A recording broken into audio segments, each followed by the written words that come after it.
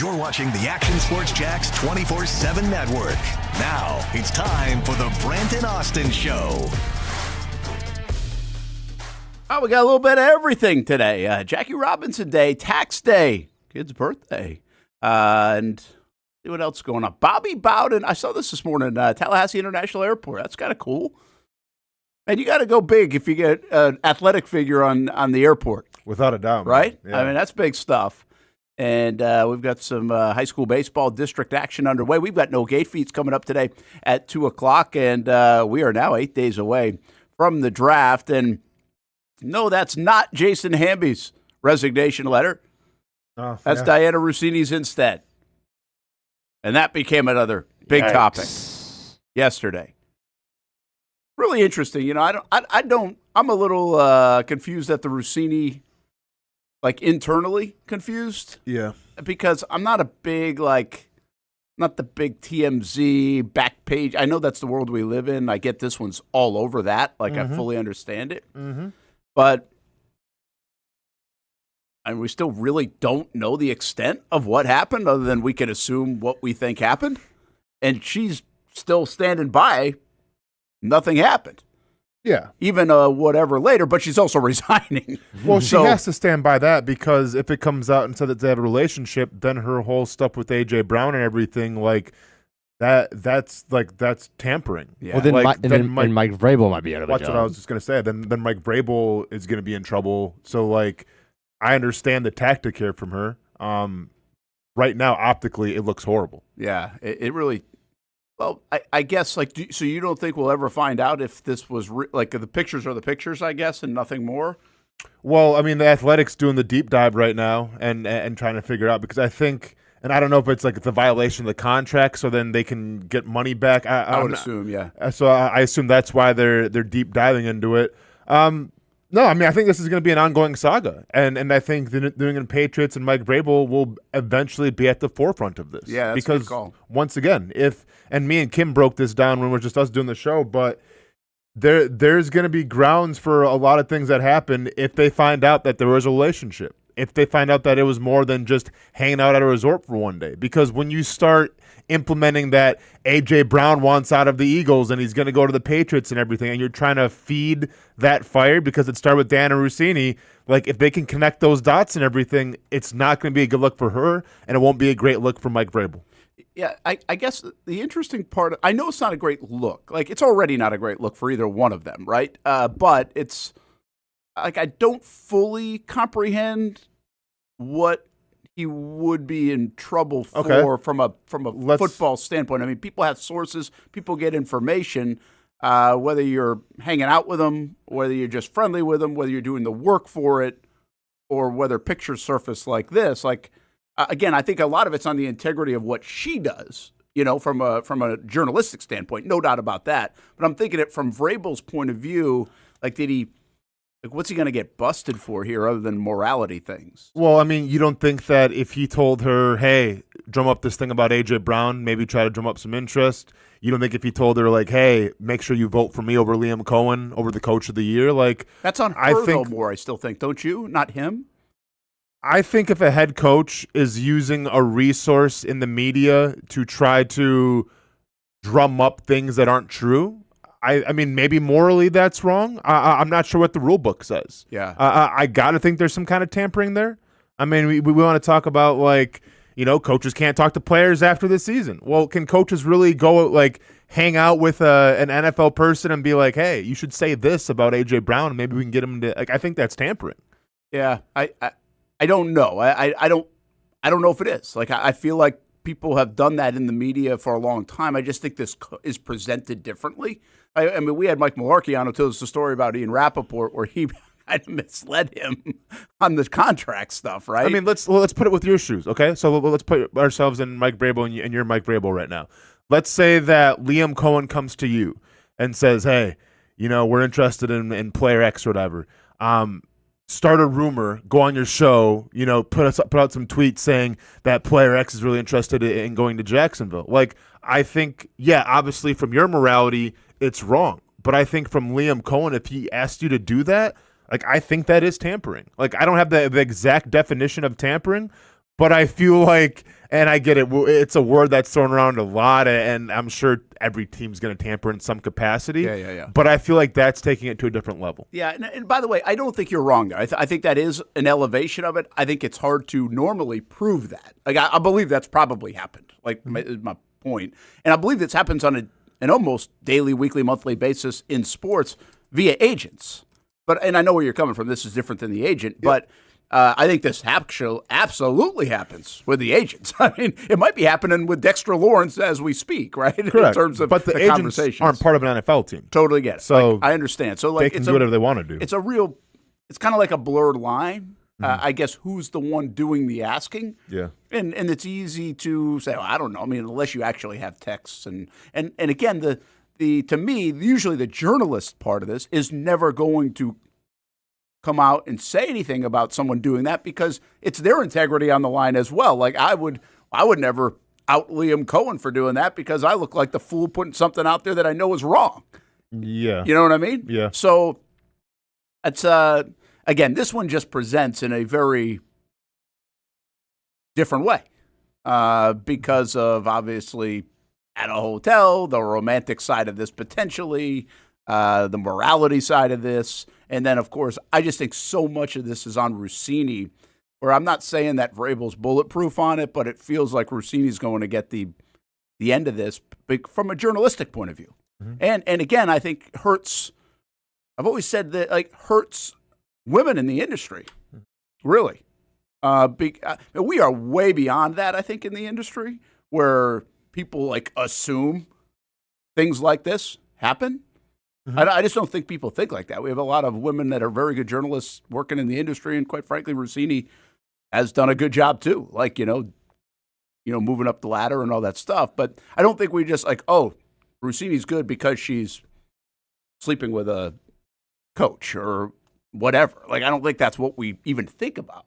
I do think back in the day, people thought that, sure. 20, 30 years ago, as women are climbing in this industry. So to me, the biggest impact here is really on that from a journalistic, if I was a woman in the industry, I'd be pissed at Russini if this is actually true, if the assumptions are true. True. Now, once again, assumptions, but holding hands with the NFL head coach and hugging him is not a good look regardless. It's not professional. So we can sit here and say at least she's not professional. That's true. That ain't professional. Yeah. Now, yeah, I do agree with you. I think women have made a giant stride. And listen, 3 dudes on the show talking about what women can do in sports, but it's the truth. I think women have made a lot of strides in terms of being at the forefront of sports coverage, whether it's in the booth, whether it's on the sidelines, whether it's behind the desk.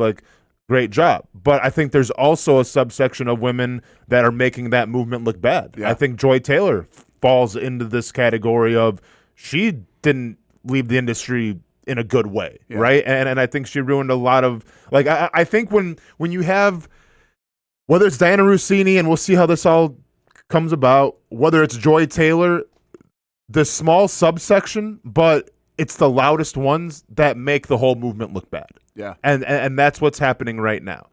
You have 99% of women that are doing their job, they're crushing the game, they're killing it, they're trying to find a way, and God knows how hard it is in an environment that's probably ruled most by males, right? So can't imagine.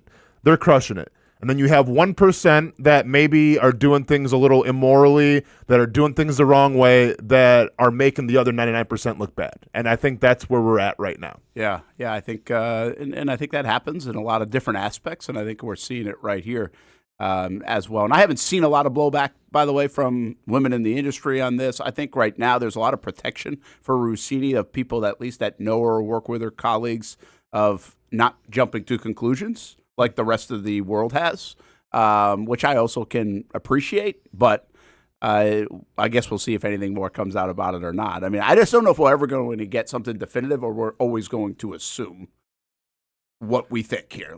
You're either on our side or not. And sure. But Ryan Williams says Mina Kimes one of the best in the what does Mina Kimes think about this? I have no idea. I mean, I would, once again, I think what people think about it and what they want to say are two different things. Yeah.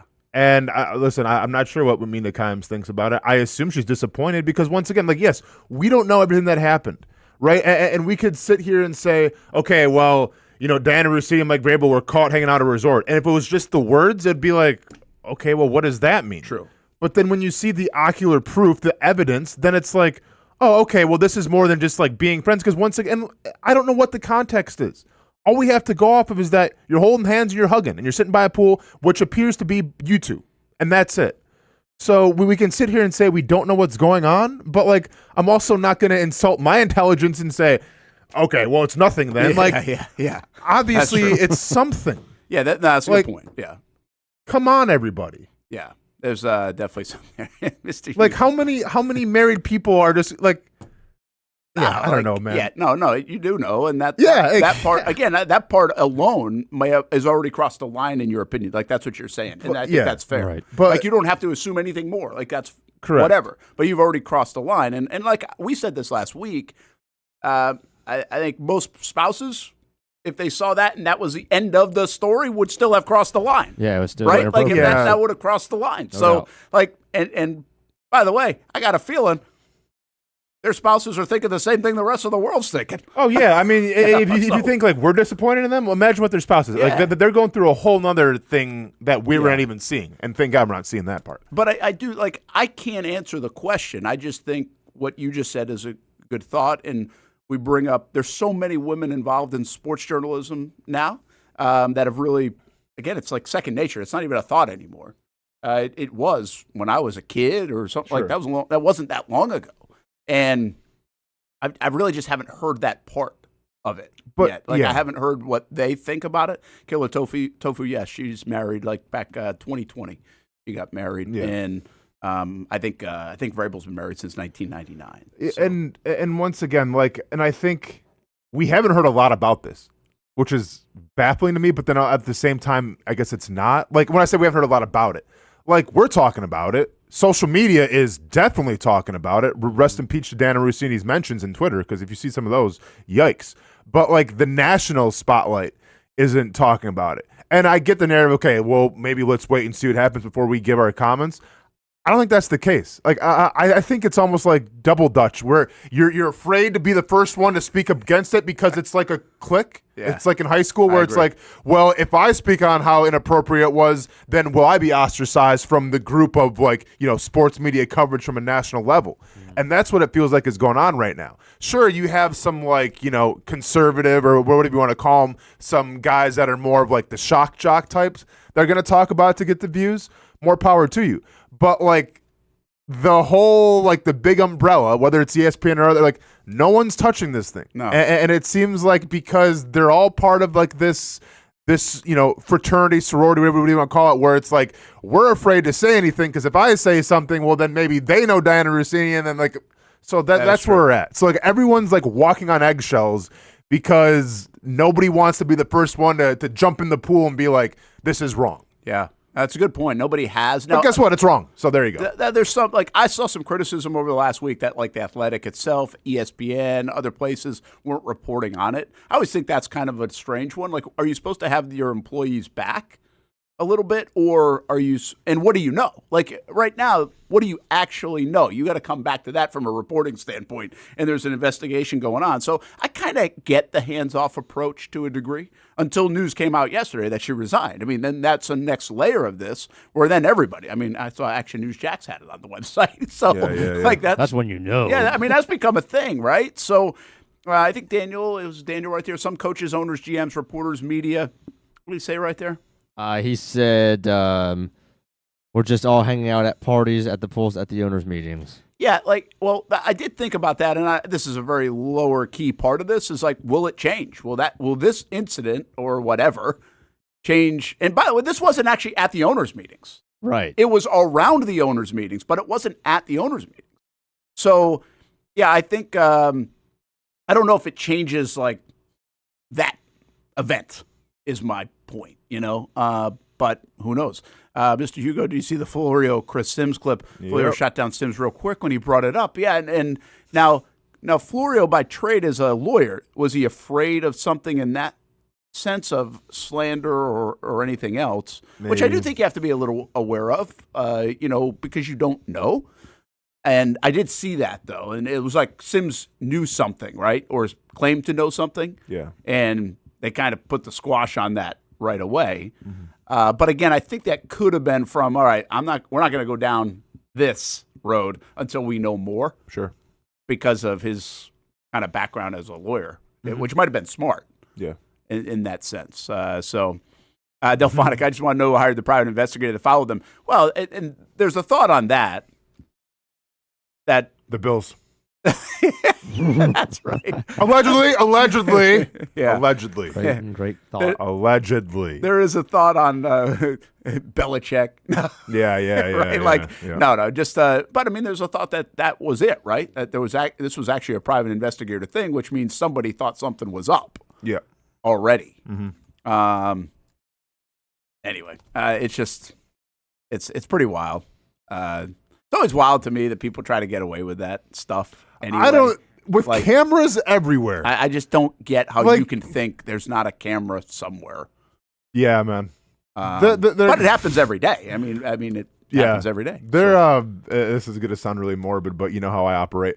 There needs to be if people are down to do that, which I don't recommend doing it, but if you're down to do that, there needs to be some kind of the NFL has a rookie symposium. Have a symposium for people that are trying to cheat on their significant other and everything.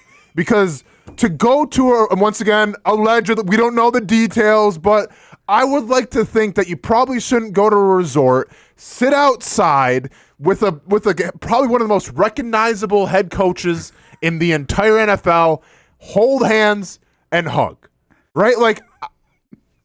Me personally, I probably wouldn't do that. I'd be in the confines of a European exclusive hostel where no one's gonna see you. Yeah. I mean, look, at least what are we people out doing? on the big yachts, they kind of do it right. Yeah. They're in the middle of the ocean. Yeah, but even people got drones, bro. Oh yeah, I know. People got they still find them. Yeah. I mean, I would just think it's impossible. These are just don't do it, huh? People. Even the guy at the Coldplay concert, it was just by happenstance that they got shown on the jumbotron. Yeah, that's true. Oh yeah, by happenstance. But there are 50,000 people there. That's a good point. If once again, allegedly, if Vrabel and Russini were hanging out at Coldplay, I like those odds better than at a resort by yourself. Yeah. Once again, take your chance with 50,000 people. Now, for the executive or whatever the guy caught, man, that's on you. That's a great, just a bad coin flip. I don't know how to even. I've been trying to phrase this, and I'm just not going to do it but I don't know how to. Yeah. But. The rookie symposium concept. Oh yeah, of cheating on your spouse. Who's probably make that? A lot of money. Who's? Oh yeah, for sure. Can you imagine all the worn down husbands that are yeah. Okay. There'd be a line for people just to be the guest speaker at it. Oh, without a doubt, dude. Tell me to take out the trash anymore and do the dishes. I'll show you. I'm at the symposium. I don't know, man. There's an app for that, probably. Yeah, or else just if you're not happy, then cut it loose and just live your life. I don't know, man. In 2026, it's wild. That's all I'm gonna say. Yeah. You got issues, you think you're getting away with it. Let's flip to a more family friendly. Well, I was talking to the. Oh, jeez, Hamby. What are we doing, man? That's your transition. Yes, we're going to be family friendly. We're welcoming everybody back in. My God. Okay. This is not good timing. Yes, it was. Get it right back on the rails. Okay. It's tax day. Boy. Yeah. I don't get a break anymore. I guess that changed when they turned 18. Yeah. Brent, what do you think? Are we going to go from chocolate milk there to a nice cold beer for the 21st? Yeah, I don't know. I don't know what is in store. Yeah. You guys have anything? Are they kind of doing their own thing? I was actually going to ask you this, which is kind of interesting. So the Ty and Kaylee turned 21 today. Yeah. And don't ask me what I did for my 21st birthday. Don't do that. If that's what you're going to ask, don't do that. Well, I wasn't going to. Well, I mean, it's kind of hard not to ask that. Okay. I didn't go off the rails on my 21st birthday. I can tell you that. Yeah. I always tell you a story. Adam Vinatieri was at my house on the 21st birthday. Oh, that's right. You did tell me. Dated my sister for a little bit. And so he was actually there on my 21st birthday. That's right. Did he get you anything? No, they dated for a couple of weeks or something. Okay. Or a few weeks, okay. I guess. Okay. It wasn't. I don't know how long it was, but Okay. it wasn't like anything. It wasn't. This was at like the early stages. We need confirmation. He might have on come this. over just to pick her up or something. Okay, Like I don't know. I got you. Because I'm saying like there's a threshold when you cross it where it's like, okay, if he's been dating her for like maybe a year or so, then I feel like he's obligated to buy the little brother a birthday gift. Oh, nothing like just to that. kind of impress her, you know. Yeah, yeah. But okay. Yeah, I got nothing you. like that. And well, that gets to a little bit like, how are you? I did take him to the casino on the 18th birthday. There we Yes, go. I went to Best Bet. Here. But that was good parenting, Daniel. Here. And that's a good memory by you. I really appreciate the memory that you guys have. on Super the show. fan. For real. But like, I'm not getting anything like for their birthday, like for their 21st birthday. Like that's really what I'm getting at. It's like, Okay. are you supposed to spend the day with your kids on the 21st birthday? It's not really like They I'm probably not wanna going spend it out with you. drinking with my kids, right? Like, no, but Yeah, I'm no, serious. Like we're but- last Some people night. would, yes. Kaylee had a softball game. We went to dinner. Mm-hmm. We got a dinner, and so we saw Kaylee today. Ty's like, "See ya, I'm out. Like I got baseball game. I'm going to hang out. I won't be home." Steph's like so disappointed. She's Yeah. like, "I'm not even going to see Ty all day." Yeah, I'm yeah, like, yeah, well, yeah. I mean, this isn't for you. Like, No, for sure. you're It's 20. And by the way, I also don't like. I'm not insinuating Ty's going to get hammered tonight. Like, I just don't think he is. Like, I'm sure some people do, but I don't think he is. Yeah. And I mean, I might be wrong, but I just don't think he is. And so That'd be a wild I mean, that would be a honestly- little bit of an upset, probably, Yeah, if that yeah, happened. yeah. But anyway, my point is like, what do you? I think there are a lot of people that have heard like, oh, maybe go have a drink with your kids. Like, I don't know. That's just not what I'm doing. Is that what I'm supposed to do? No, not at all. I mean, I turned 21 when I was in college, like at So Murray. you were at Murray State. Yeah. Yeah, I was at school too. And I think we all know how that night ended. I mean, I don't need to get into detail. Those were one of the nights where it says, I won't do this a lot. No, again. let's just say we'll do it. But Right.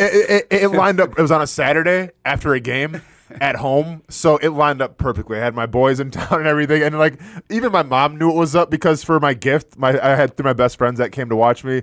They went to Home Depot and constructed a beer bong, and that was the gift. They all autographed it. so like my mom was like, oh, gee, like when I was like, Oz, keep be careful. But yeah, so partied, had a great time, passed out in the locker room because we had film watching the next day. Literally passed out in the locker room. My coach had to come like wake me up and then go to the. Thankfully, we won, so it was all good. It was all good. It was all good. But no, I'm. Listen, I've had my party days and everything. My mom had her party days, but like, I've only shared beverages and like party with my mom one time, and that's when I got drafted.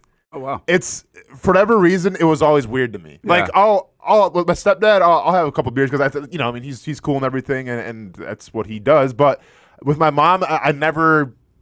It was weird being so close to somebody and then like.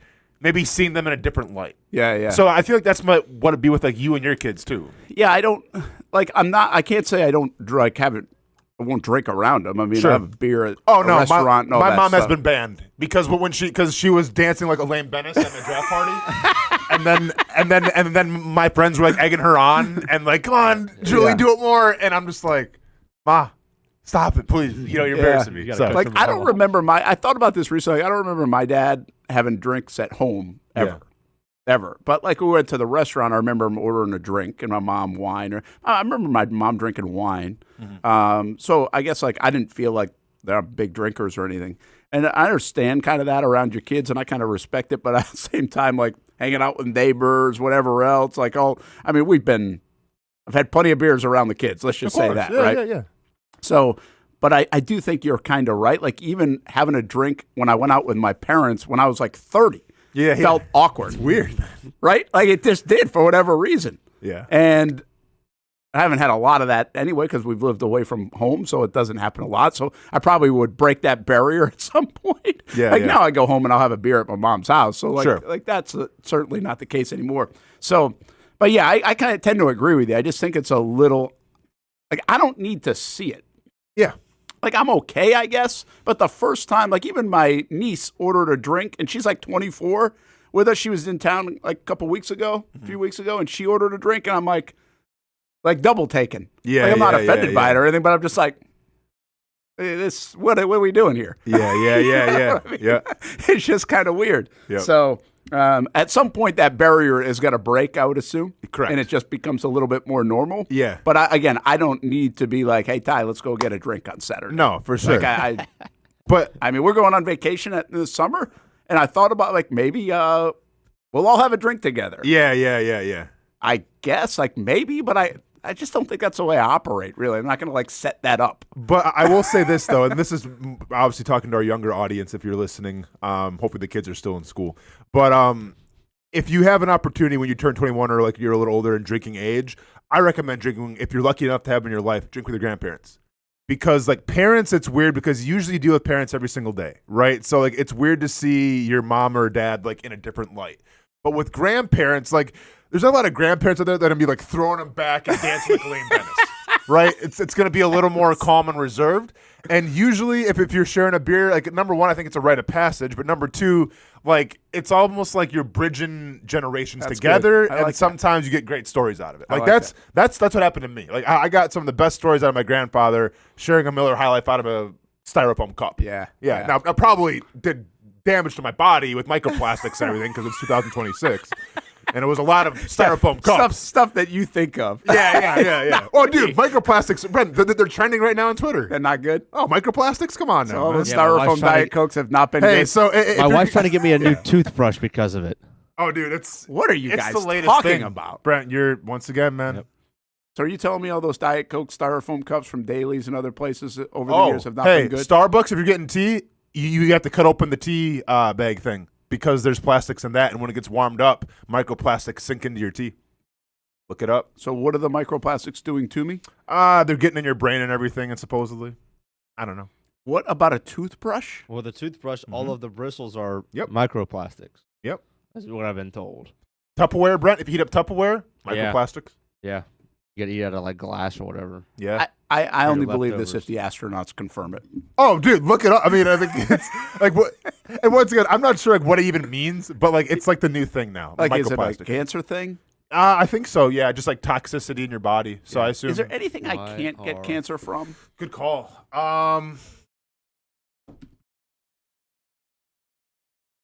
8 hours of sleep, maybe. maybe, yeah.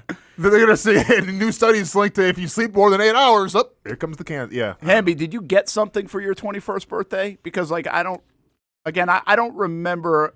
See, my best friend at home, like he wasn't a drinker. He didn't. Yeah, we don't go out and drink. Like I've hardly had beers with him. Yeah. Because he doesn't drink. Yeah. So I don't drink a lot when I'm around him. Yeah. We just didn't do that even then. Yeah. And so. Hey, Hamby, what'd you get? Like, but I don't remember getting. I already had that. King James edition, though. No, I turned 20. So Gold. my birthday always falls on. My birthday always falls on the SEC championship. Which is great for me. Yeah. The first weekend in December. What are you, December 5th or something? 4th, yeah. 4th. And when I turned 21, my birthday was on a Saturday. Yeah. So Georgia was playing Bama. Stars aligning. And I was down at school in Orlando. And my parents just told me to, like, they just sent me money. It was like, hey, go get Chick-fil-A for you and your 3 buddies that you're going to watch it with. And we'll pay for it. So I was like, awesome. So I spent like $75 at Chick-fil-A. And Yes. and had an awesome time watching the SEC championship, and Georgia lost. So it was a great night, though. That's pretty much. Do you don't drink, or do you drink at all? Not really. I mean, I'm not opposed, but I just not really my thing. Yeah. Same. That's cool. Dude, I haven't had a drink since New Year's. Slacking. And prior to that, you probably hadn't had a drink much either, right? No. Yeah, it's hard to drink and train. Oh yeah, For you, yeah, for your sake, not my sake, and it's for your hard to sake. drink, and not to sound too soft, but like I try to drink as much whiskey as I can, work on the voice. yeah, no, Get I even like better. that, man. I like that. That's a good excuse. Dude, like Whiskey and coffee. Yeah. Just missing the cigarettes. yeah, I'm gonna be honest. I don't sound like a wusser. I just don't like the feeling the next morning. Like Yeah, I don't know. What I have not.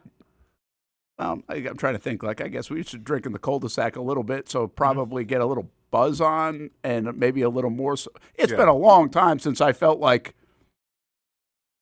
Oh my gosh! Like I don't want to wake up in the morning. That's my point, right? Gotcha. Like, Yeah. If I have a drink, it's like a drink or maybe 2. Just a casual. Okay. It's not like 5 or 6 or 7 or whatever. Yeah, I got you. But yeah, I don't know. I just don't. I don't know. The 21st birthday thing is interesting. I feel like I feel like that's changed too. Yeah, I do feel like it's changed. Now, I've read stuff, by the way, that your generation is not like, I don't know how true this is because I don't know how true anything is, but I see this seriously. They say that your generation isn't drinking as much. I can confirm. And so, like, the actual beer company, alcohol companies, everything else, whatever you want to call them, they're all owned by like the same people now, I think. And like they're losing money.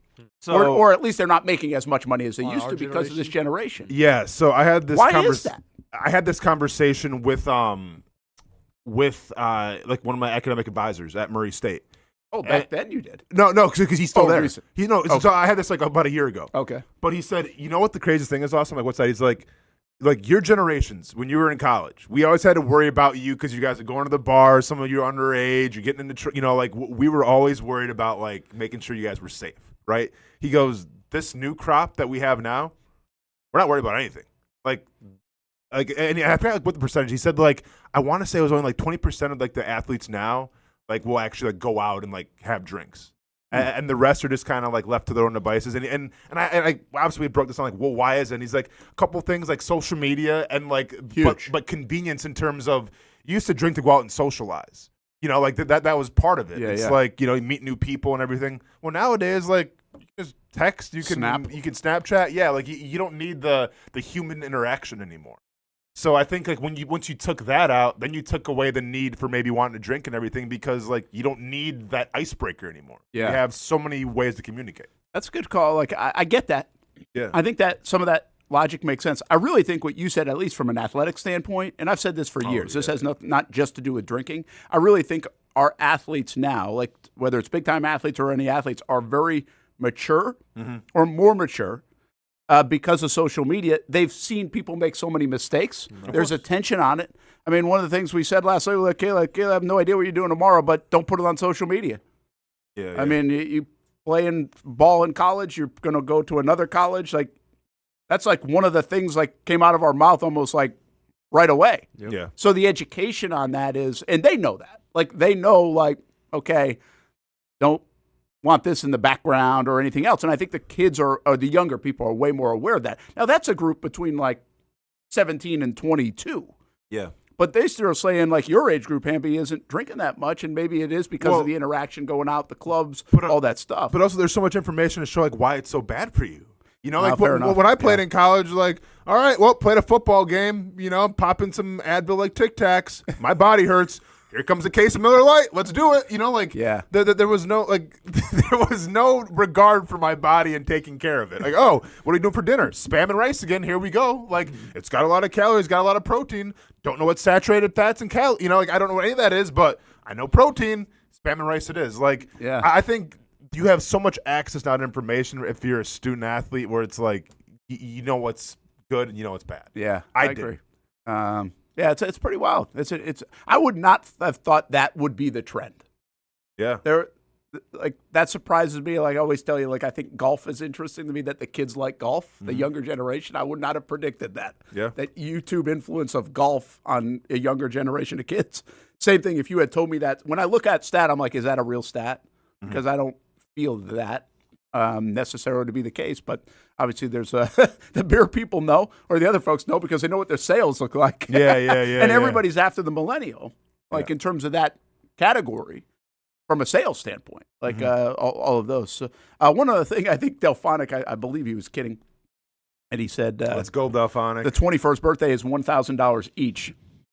Oh, yeah. That is what he said. I don't think that's traditional, Delphonic. You're just trying to get me to spend some money. Yeah. Now, I will tell you this, though. I did, and I'm actually doing this for the kids, and it might not be $1,000 each, but you might get like their own little investment account, teach them how to invest. Now we're talking. Early. Now we're talking. Do like $5 a week, $20 a whatever you can. I like it. At 21, and then when you're whatever age, yeah, man, that's a good amount of money.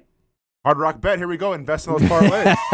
Oh, well, what is this? A profit boost of 30%? Yes. Now you got to capitalize on that. Well, might have been a good 2025. Yeah, there you go. Put the winnings away. Yeah. All right, we'll get on task here. It is tax day, by the way, too. Get them in, baby. Do you hate paying taxes?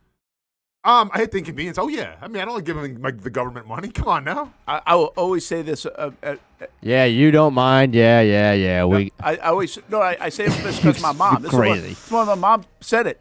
I've told you the story. You already heard it? Yes, we've heard it. Yeah. I told her $5 an hour at Stop and Shop. Mom's like, you only getting 4 of it. Yeah, She told me that my first job, it was $5 an hour, by the way. Yep. And I got 4 of it. Yeah. And I just was like, okay, that's just the way it is. No, listen, I understand. I probably got to pay like $2,000 to let the astronauts circumnavigate the moon and then land again in customs. Like that's why great. I also don't pay attention to all that stuff. Oh yeah, because then it would. You don't want to know what it's going towards, buddy. It can get in your head. Yeah, there's no doubt about it. Upset. Yeah. I can understand. I'm assuming. When am I going to hit that age where I don't care about it? I don't have enough to worry about, like umpires, strike zones, and giving up home runs. Where now I can just worry about where my taxes are going. I'm down to pay, for the soldiers for steak dinners and lobster dinners. By all means, man, they earn it. That money can go there. I am not, and get it on record. I'm not going to pay for another astronaut experience if you're not going to go on the moon. Thank you. Either walk or don't take my taxes. Get on there, do a backflip, or do something else. But I'm not paying for it anymore. Some football conversation when we come back. Baker's Sports. It's a hometown business filled with hometown people trying to make you feel right at home. Chris Conley, Jacksonville University. Walker Wright, class of 2018, West Nassau High School. Michael Young, Fletcher High School. Baker's Sports started in a grassroots way and now outfits much of the Southeast. Samuel Coffrin, Paxton School for Advanced Studies. High school sports, travel sports, youth sports of all kinds. They are a one-stop shop carrying Nike, Adidas, Under Armour brands, and more. Vincent Caldes, Oak Leaf High School. Tony Mazzio, Stanwood High School, class of 2002. Whether it's sports teams on the field or it's your team in the workplace, like our Action Sports Jacks team, and community events like the Dream 18 Golf Tournament, and many others. Colt Tilly, Hilliard High School. Reagan Webb, Eagles View Academy. Look good, feel good, play good with Baker Sports. Custom sports apparel since 1997. Shop with the hometown team at bakersport.com. I'm Action Sports Jack Stuart Weber. Join me and the Crohn's and Colitis Foundation for Jacksonville Take Steps at Memorial Park April 18th. This event is dedicated to finding cures and raising awareness for digestive diseases. Register now at actionnewsjax.com. Weather, traffic, and important local news in the morning. Get it here. Here or here. We're available wherever you are, so you're prepared for the day ahead. Action News Jax this morning, streaming on Action News Jax now. No. I'm in my own head. What the heck are you talking about? I think I got away with something that I shouldn't have. See that brand new Hyundai Santa Fe? Yeah. I only paid...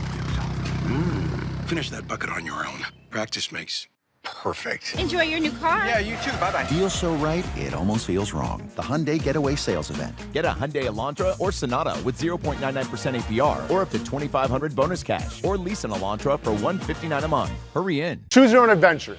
It's not just a saying, but a way of life here at Cycles of Jacksonville. And whether it's 2 wheels or 4 wheels, at Cycles of Jacksonville, a great adventure awaits. With brands like Honda, Vespa, Segway, and Triumph, Cycles of Jacksonville has you covered with their inventory featuring a 60,000 square foot building. If 4 wheels is more your thing, check out the largest selection of Honda Talons in the entire county. No matter what you're looking for, Cycles of Jacksonville is going to have the selection you need, all with great financing and rebates. Plus, if you're active duty military, Cycles of Jacksonville will offer you 0% financing along with great discounts for military and first responders. And when you want to get off the road and set sail, Cycles of Jacksonville has you covered with everything you need to get on the water. So if you're ready for a great adventure, let Cycles of Jacksonville be your guide. Located off Atlantic Boulevard, or check out their website at cyclesofjacksonville.com.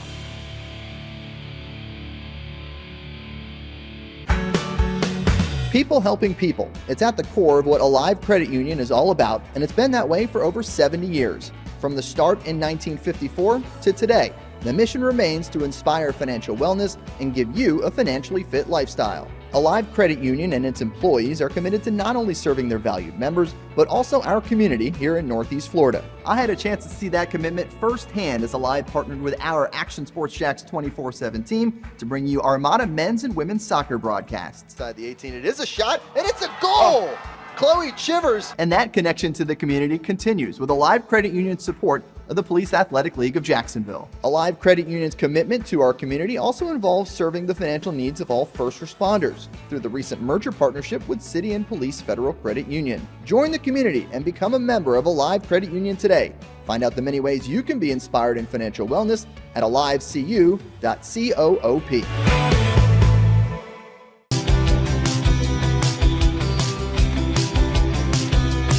Welcome inside the Armor Guard exterior and gutter helmet showroom. There's a lot going on, like glass exteriors, replacement windows, and down there we have the retractable screens and awnings, plus hurricane protection. Let's talk more about those gutters, and to do that, we bring in Kevin. He's the owner, he's the expert. Why Gutter Helmet? Well, Gutter Helmet's truly the only maintenance-free product. It lets the trash and debris go on the ground, the water wraps around and goes inside. Unlike filters, they sit on top of the gutters, and the trash and debris build up on top of filters, which requires maintenance. With Gutter Helmet, we're going to keep you off the ladder, the most dangerous thing in your garage. With Gutter Helmet, you'll never clean your gutters again. So get off the ladder and put on the helmet. Gutter Helmet. Get a free estimate at gutterhelmetofnorthflorida.com. You can also call 904-762-7779 or visit the showroom on St. John's Bluff Road in Jacksonville. Welcome back to the Brent and Austin Show, streaming on the Action Sports Jax 24/7 network. Man, what a game last night. Bello. Whoa. Look at the Hold on, let's set this up. We got to set it up real quick. All right, so last night, prime time. Amazon Prime, by the way. Dude, I didn't even. I mean, hey, I understand, man. You didn't really know, and it's all good. I'm not gonna lie, I like watching the Hornets. My hair's out of control. Sorry, buddy. I love watching the Hornets because like their pace of play, and simply because they still have that announcer that goes nuts. Yeah, I mean they have an announcer who goes nuts. Okay. Now this was like I don't think they had him for this game. Right. Oh yeah. Yeah. But I think they do have that announcer still. But nevertheless, game goes to overtime. Hornets with an improbable comeback, put 31 up in the fourth quarter to help mount a comeback and beat the Miami Heat. And if you watch the game, which I'm sure a lot of people didn't do it on Amazon Prime, in overtime, when the game was on the line, it goes dark. And then Amazon brings up we're experiencing technical difficulties. So for like 2 minutes, you couldn't watch an overtime game of like the crescendo of probably the most excitement that you're going to see all night in professional sports. Now, this is the aftermath, though, and this is LaMelo Ball. And if you want to play it one more time, man, like, no regard for the mascot. All right, he's pumped, right? Beat the Miami Heat. Get off me. And then look at the poor mascot. He actually stayed on his feet. But, hey, you know what's bad? When you put your hand in your mouth. Watch how embarrassed the mascot is. He puts his hand in his mouth. He goes, oh, dear. Oh, man. Had to readjust the suit. Had to readjust. Yeah. I feel like you should. I think we were talking about this recently. You should be Scampy at the shrimp game or something. Oh, yeah? My gosh. Do you think I can fit in that? I don't know if I can fit in that. Yeah, it's tough. I'm not sure. One of us can. Especially I'll be sweating in it too, Brent. You know how much I sweat. No doubt. Well, those things got to be kind of sweaty, nasty. Is there some kind of like winter classic that I can take part in for Scampy that they showcase or something? So there was a lot going on here with this. Like so they cut out the broadcast. Oh yeah, and then this is the knock out the mascot. So yeah, I mean I'm watching this live because 48 seconds. Oh yeah, I'm watching this live because the Brewers are brewing. So I'm And that was it, huh? Yep. Let's just go and wait. Here this comes lasted 2 minutes. I think it was 2 minutes. Here comes the technical difficulties, though. So I'm watching this thinking, like, okay, I hope nothing happened. Like, honestly, and this is where my mind goes, and it's probably morbid, but, like, I was thinking, like, okay, hopefully, like, there wasn't something crazy that happened. Yeah. You know? You've watched a lot of movies. Well, I mean, it just went black and then this. Like, I get it. Brent, but yeah, this is a playoff play-in game, but still a playoff game. Like, this can't happen. In overtime, or getting ready to go to overtime. What awful timing. Listen, I always feel for people like this. I mean, we live in this world. It happens to everyone. In fact, there's something like almost satisfying when it happens to the people spending billions of dollars on their stuff. Too. That it happens to them too. Yeah. Like, so I find that almost satisfying in a way. Yeah.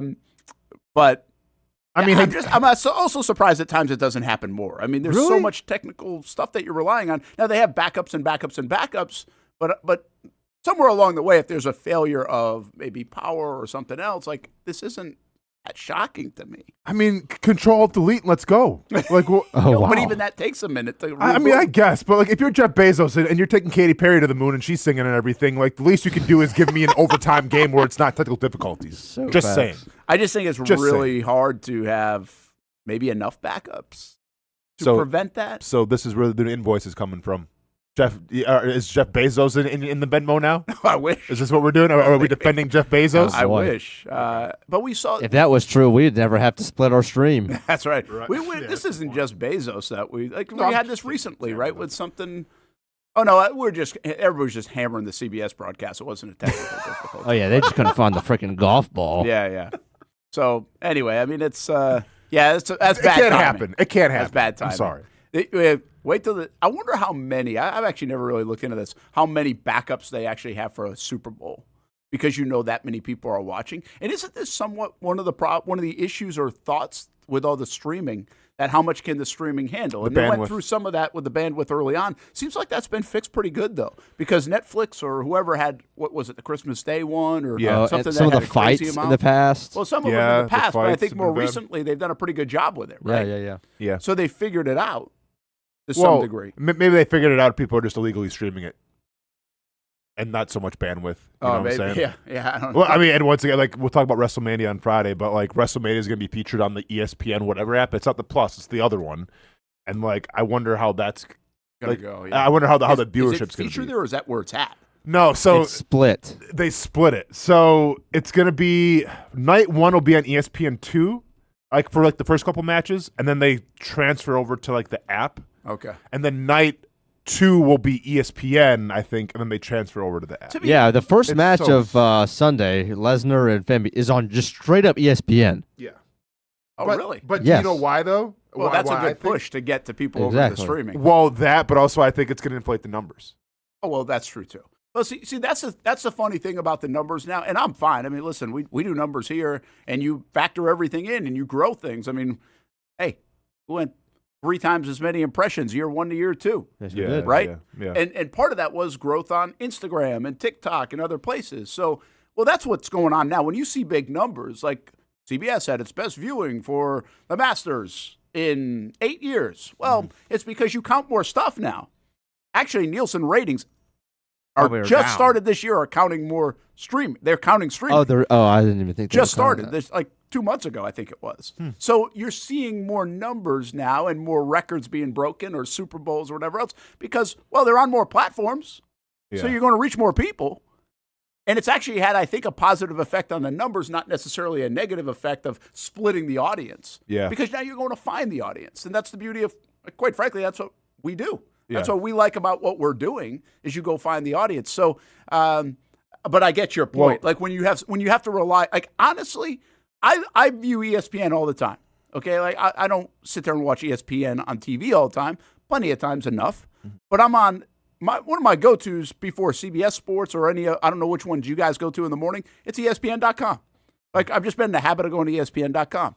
I'll watch a ton of baseball and softball and other things on ESPN Plus app. I have no idea what the difference is between that whatever app you're talking about that's new and what I watch college baseball games on. So I don't even know the difference on how to get there, I guess. Oh, Brent, I'm glad you asked because this is going to be like a walking commercial. Hopefully we can clip this and they can use this. So, Brent, it's going to be on ESPN Unlimited, and that is accessible through Disney Plus or your ESPN and Hulu bundle. So I probably have that. Probably do, yes. I mean, you do too, because the whole sports team does. I don't. So because it's extra. So just because you have Disney Plus doesn't mean you have the ESPN Unlimited. But if you're watching college baseball games, oh yeah, I would assume that you have this. Sure. Yeah. You think so? Brent, if you're watching college baseball games, for sure. Yeah, I think so. I mean, I'm not positive. Well, I think I have the bundle. That's my point. Okay, but do you have the ESPN Unlimited bundle? Because ESPN Plus allows you to watch college baseball. Because I can watch like every hockey game, but I can't watch wrestling. Because I have ESPN Plus. I might not then. I don't have Unlimited. That's Russell Wilson Unlimited. Yeah, I don't know. Yeah, that's what one other thing about just put WrestleMania on ESPN2 and call it a day, though, huh? Yeah, why wouldn't you do that? Right? And you can still stream it. I mean, they're already taking a big 'Cause step it's- putting on ESPN. Yeah, but once For an hour. yeah, Not the whole thing. Well, that's smart. Like, that really is smart. but they just think that people are just gonna like buy whatever package to watch it, and I don't know like where the disconnect is. Where it's like you can go to, and once again, I'm not trying to capitalize on illegal streaming, but like you can go find this anywhere. So you At the same time, I think there's pushback. I would push back on that because it used to be. I mean, it used to be the WWE Network, which was like $60 a month, or like, well, back in the day, you'd have to pay individual. Like that's what WWE fans are used to. Yeah. So to me, if you're asking them to watch on ESPN Unlimited, which is like an add-on fee with whatever they already have, I would venture to say that most WWE fans are already like, this is still way better than it used to be. We're at a discount, so there's no problem here. Well, the one thing about that audience is so targeted. Like, you guys, you don't want to miss. And, I mean, I don't know where you guys are on the radar of Die Hard. I feel like you're pretty strong, but not, like, maybe insane and obsessed with it, but pretty strong. So I think that's that world. Like, you don't casually watch wrestling. You're kind of all in or you're not. Correct. Right? So if you're all in, let's be honest, it doesn't matter what it costs and where you got to find it. You're going to probably go get it. Now, whether you can go get it legally or not is a different thing. Like, but I think you're going to make the effort. And I think they know that with that audience, that you're going to make that effort. And the other thing is, you don't really need to grow that audience. That audience is pretty damn big to begin with. So it's not like you're trying to grow it, say, the way the UFC's been trying to grow theirs for the last 5 or 10 years or whatever else. Yeah. Well, yeah, but at the same time, like the diehard audience that's willing to spend the tickets, though, for WrestleMania, that's dying. Oh, it is? Oh, yeah, because they've had to go 30% off now WrestleMania tickets. Because they haven't. Oh, yeah. It's also they're trying to sell out a stadium, which I know they always do. Hey, they've always sold out stadiums. Yes, but there is issues now with tickets. Wow. Because I think Are they more expensive than ever before? Their price. I mean, everything's more expensive than ever before, right? But I think they didn't do like 150% jump, but they are. But I think the real issue is, and once again, we'll break this more down on Friday during Brent and Austin's WrestleMania Spectacular. But I think that they're trying to cater to the casual fan, and in doing so, they're losing the hardcore fan that's willing to spend all the money. I see. And maybe even willing to get all these likes. Like, I don't think the casual fan's going to go on, oh, I just saw Brock Lesnar, let me go and get ESPN Unlimited. Like, I don't think that, Yeah, I get it. One other quick thought, because you brought up the Hornets game. Mm-hmm. Oh, the NBA is crazy right now, man. Well, the NBA, like, I saw the games after the fact. Mm-hmm. I feel like the play-in games for the first 4 get more attention than the play-in games right now. Sure. I mean, in terms of knowing where it's on, like, I almost didn't feel like I knew, okay, season ended Sunday for the NBA. We talked about that a little bit Monday. Boom, play-in games start tomorrow. Yeah. Like, you almost had this feeling, okay, it's a couple of days away. And now it makes sense it started yesterday.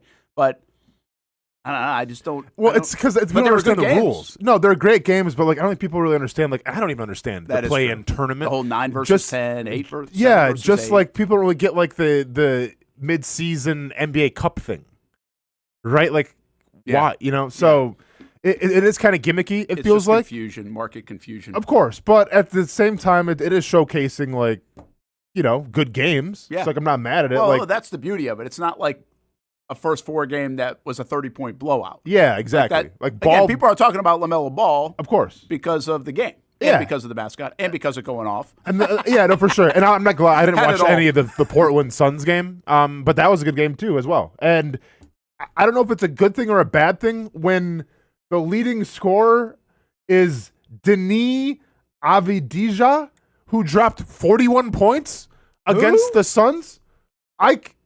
I have never heard of the guy. Plays for Portland. Adetomiya Adebawore? Denis Avdija dropped 41 points last night. Couldn't tell you one thing about him. Couldn't name one player on the Portland Trailblazers besides, Drew Holiday's on there, but besides him. Wow. And they won. And that's not me. Is that good or bad? No, I don't think it's great. Yeah, I don't think so. I don't know. Like, I mean, it's great when Ball's doing his stuff and drops 30, and he's one of the big stars, know, but like, Denis Avdija. Well, I think, like, to me, that goes to what I say a lot, and I don't think this is why I don't watch the 41 NBA. points. Yeah. Watch his name be like Dan Avilas. I mean, to be fair, when dude Adebayo averaged drops 24. 83 points in a game and this dude drops 41 points in a game, like, my point is, I mean, dude's been dropping, I guess, 24 points a game, so he's Really, not bad. he's been good. I guess. I don't know a lot about the Trailblazers. That's not. I mean, maybe it shows the depth of star in the I've NBA. never heard of bro, and I've never seen this guy. That's what I'm saying. Yeah, like you wouldn't know if we put him up on the screen if he played in the NBA. He's an Israeli professional that came over from the Maccabi team. Oh, yeah. It's pretty crazy, like just how many good players there are. I say this all the time in baseball, how many good players there are all over the world, right? I think the World Baseball Classic showcases that. Even guys that aren't in the big leagues. I think basketball's been doing that for a couple of decades now, like the influence of European basketball specifically. Just how many good players there are. Yeah. That you don't even know this guy. 41. Dropped 41 like it was nothing. All right, let's take a break. Hey, there's some stuff out on Dexter Lawrence. We'll get into Shock Your Mock as well. But, where are we at with the Dexter Lawrence thing? Where are they at? Is it a thing? Are we back to, it doesn't matter. It's a pipe dream, right? Because of the cost. But it seems like as the draft approaches, the Dexter Lawrence news is heating up a little bit. And there were some early thoughts that nothing would happen until after the draft. Does this change anything? Or just a fun topic to explore and dream big? And Parker Washington had it up. You like him, Austen? I think the tats are great. I just don't like how you go about it, where you get like put under, and you have 4 guys. So is at that the what same he time. did this one? Yeah. He didn't. There's a lot of work done. This is all one session, from my All understanding. of it was one session. And was it not? Cow. Yeah. Have you seen the videos? Like, I didn't. I'm pretty sure he got put under, and then there's like 4 guys working at the same time. Wow.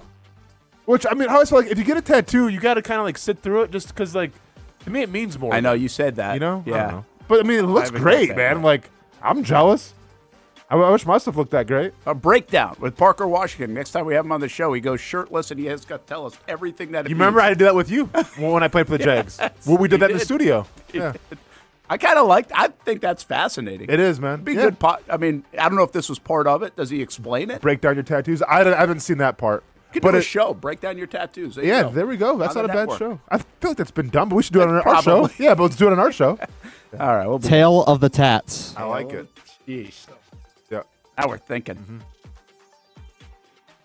Most of us know how to throw.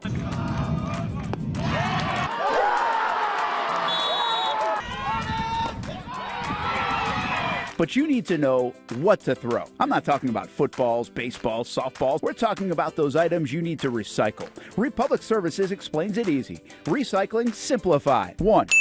Know what to throw. When in doubt, throw it out. 2. Empty, clean, and dry those materials. It takes an extra minute, but it makes a big difference. And 3. Don't bag it. This makes the recycling process faster and more efficient. This is a look at the Republic Services North Florida Recycling Center. You can make this process even more. Use the remote to enter Action News Jax into the search bar and then click Action News Jax thumbnail. Once you see this screen, go ahead and select Add App. Wait a few seconds for it to install. Once it finishes installing, press the star button on your remote and click on Move App or Move App to the top. Finally, select the app back on your home screen to open it. Now you can watch all the great content on Action News Jax Now.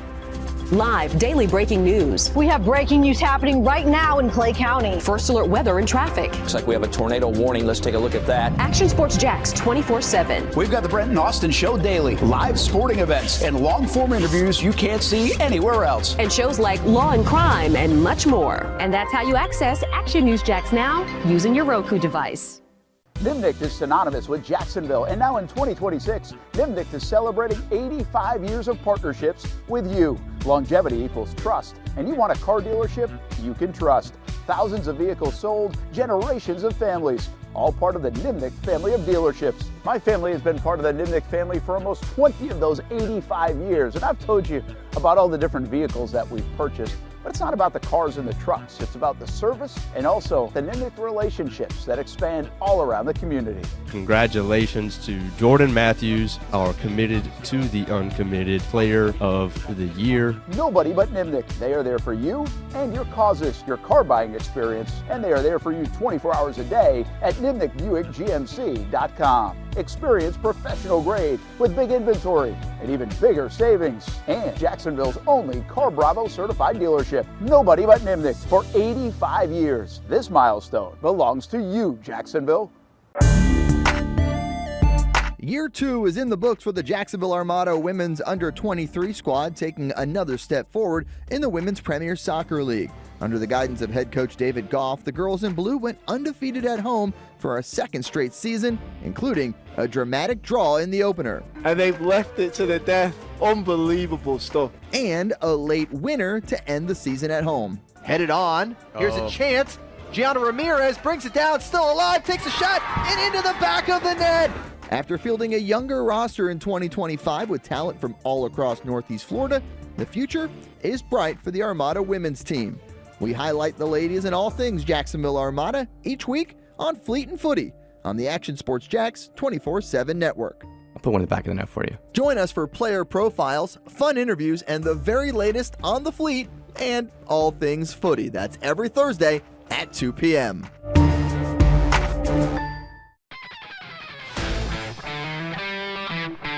Hey guys, we got a new player today.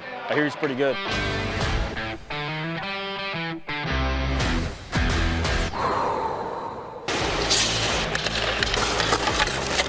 Heard this guy played in the NFL.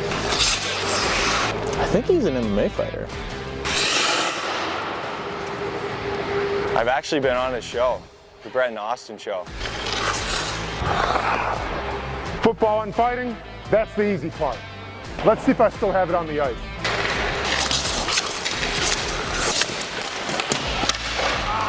What the heck, man? Who is this guy? He's saving everything. Leave the hockey to the pros, man. It's hockey season. Come on out and see the Icemen play. Get your tickets at JacksonvilleIcemen.com. Welcome back to the Brent and Austen Show, streaming on the Action Sports Jacks 24/7 network.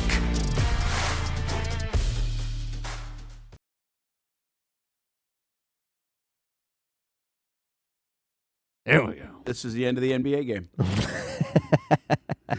I need a technical difficulty screen. Yeah. That's what I've learned today. This actually, in a way, is our technical difficulty screen. So true. This is punches up. By the way, beautiful day in Jacksonville. Really, the weather's been unbelievable. Been really good. It doesn't.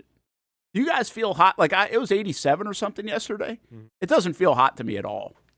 Yesterday, we had shirtless practice. You had a shirtless practice? It was mandatory yesterday. Really? I showed up. I was like, it's way too hot. It's got to be out. Wow. I don't think I've ever done the shirtless practice thing. Oh, dude, back in high school, as a pitching staff, if you ever held a team to 2 runs or less, it was auto shirtless practice the next day. That was your reward. Really? Yeah. You guys aren't sliding? Pitchers. Oh, pitchers. We ain't sliding, dog. Wait, the pitchers just take the shirts off? Well, no, we would win it for everybody. Oh, okay. So then there would be no sliding. Yeah. But by this time of year, what are you really practicing? Yeah, you're in shorts taking anyway. BP and You're taking a bunch of GBs. Hey, we did 30 minutes of bunts yesterday. Did you really? Nice. It's playoff time. Playoff time is right. Meat and potatoes. Had a baby. Get them down. 8 o'clock game tonight. What time? 8 o'clock. 8 o'clock. Why are you playing at 8 o'clock? We play after the first game of the district. Where are you playing? Rondette. You said that. I don't know. I'm not familiar with that. Where is that? Rondette, just for a brief history lesson. Rondette's been around for centuries. At least it feels like that. I practiced Some history there, huh? I practiced there for 4 years, 9 through 13, I think, travel ball days. And that was our home practice field. We never played there. It was unsafe to play there because of the hops. One of my good buddies on the team, I remember two teeth right out at third base when we were 11. Oh, yeah, it was brutal. I thought the place was going to get condemned. That's what I saw it end in the future. And then I didn't know anybody still played there. Come this year, we're playing a team. Their new home park is Rondette. I'm like, I literally haven't been here in 5. I know exactly where it's at. It was cool. I hadn't been there in probably 10 years. Knew exactly where it was at. Pulled right in. Man, place hadn't changed a bit. Wow. So watch your teeth. Yeah, watch your lips tonight. Watch the teeth today. So what is that in Arlington? Yeah. Merrill Road. Merrill Oh, it's Road. it's Merrill, so it's not right far. next to that Bono's. Okay. Bono's is like Yeah. the closest restaurant. All right. Right next to Harvest. See, the way baseball is. It's the way we play baseball up north, not on these perfect conditions like everybody down here plays on. Hey. All right? Take the tough hops, chest it up, knock it down, throw them out. Step in a hole in the outfield, No, rocks, let's not do whatever that. it is. I mean, like, that's the way it is. The way you play. Down here, man, the kids are spoiled. They're playing a bad field now. It's like, oh, my gosh. Yeah. That I believe. No, it's so true. It's got to be freshly manicured, Oh, right? yeah. I mean, we're just spoiled. I mean, the field's turf, and also the fields we play on overall pretty dang good. Yeah. So down here, blessed to be able to do that. What else did I thought I had something else for you. Shoot, I forgot. We got Shock Your Mount coming up, but I was going somewhere else. Now I can't remember. All right, it's not going to come to me. So how about Dexter Lawrence? We'll go there. I mean, that was on my radar too. Yeah. So I mean, all of a sudden in the last, I think it was late last night, Rappaport, and then I just saw another one in the last hour. Now I got to find it again because this one was like, hey, this isn't just smoke and people yapping. This is real. Yep. So let's see if I can find it. What do you make of it? The last one, here's my understanding of where things stand with Dexter Lawrence. This is Connor Hughes. This is, by the way, the same guy that said Brian Thomas Jr. was going somewhere, okay? Oh, nice. He wants a new deal that reflects the current IDL market, if not a trade. There is not an insane push from the Giants from their perspective. He's under contract for 2 more seasons. They'll try to come to a resolution that works for both. Well, and that Connor Hughes said that the expected return is supposed to be a first-round pick. Like a first-round pick? What it says. He said a first-round pick. Yeah. Okay, so that probably rules out the Jags. Yeah. Well, once again, unless you want to throw in some players as well. Yeah. Players or I thought of this. Somebody I think was joking around about it. And so I was like, okay, I'll play ball with this. What if the Jags threw just a crap load of picks at the Giants? They have 11 of them. And they just threw like a bunch, like a second, third, and fourth? A second, 2/3, a fifth. You know, like just a crap load of picks. Sure.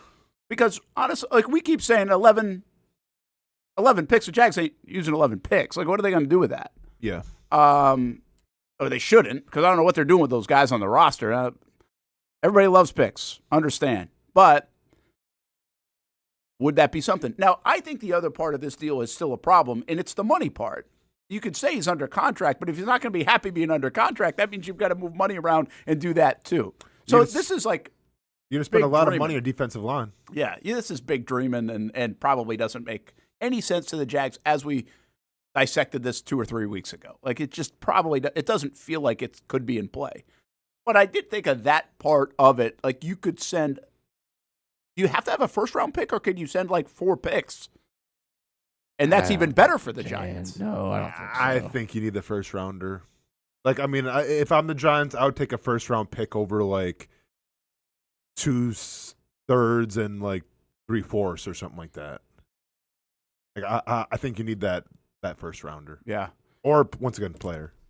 You think the Jags have come to the realization that they're just not going to get as good as they want to get at the defensive tackle position because they can't make anything work. And, I mean, there's not enough out there. That's where I'm thinking, like, hey, like, man, if only we could get Dexter Lawrence. We're like, all right, well, what can we do? Like, we can still trade up 10 spots to 46 and get a pretty good player. Yeah. At 3-tech. Like, I think not being even.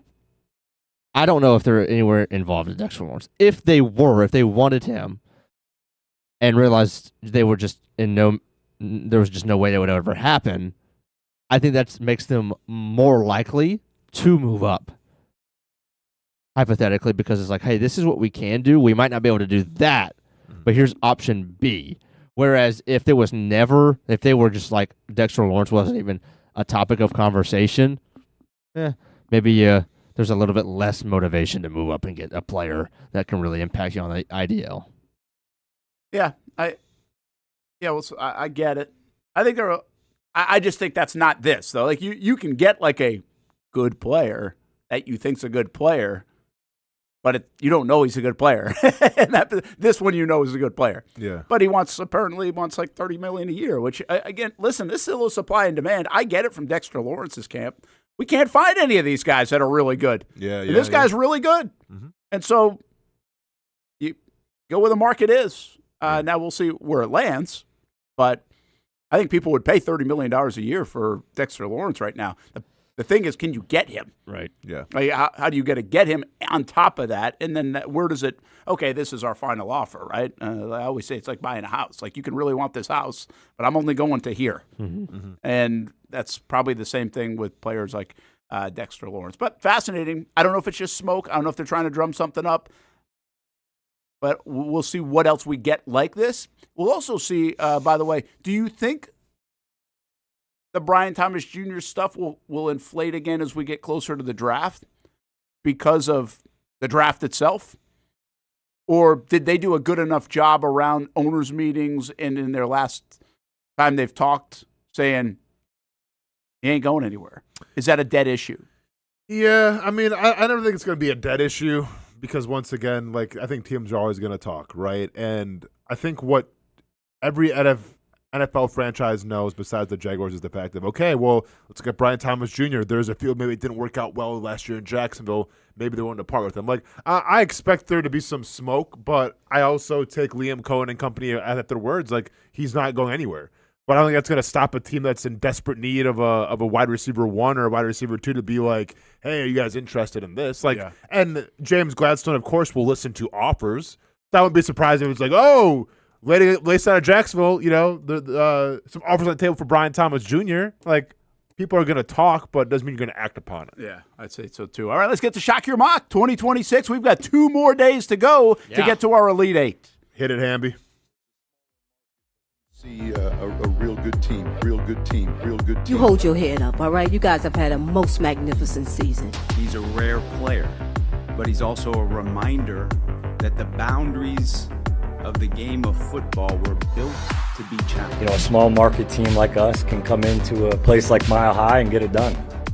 See, I was just trying to play hard, and he came up to me and said he was going to kill me. Me said he was going to kill me. You hold your head up, all right? You guys have had a most magnificent season. A really advanced signal stealing type system. We're not apologizing for wins around here. How's that feel?